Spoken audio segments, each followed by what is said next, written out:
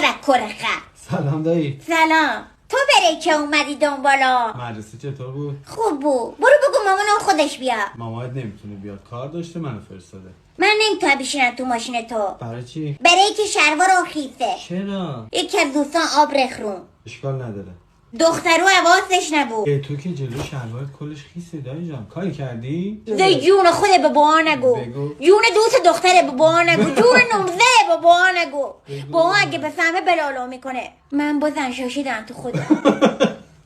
چرا دایی جان؟ دوستان از معلمو پرسی میشه برین دستوری، معلمو اجازهش نداد. ده من اجازه نگرفتم. خب وقت دوستت چی شده؟ دوستان رید تو خودش.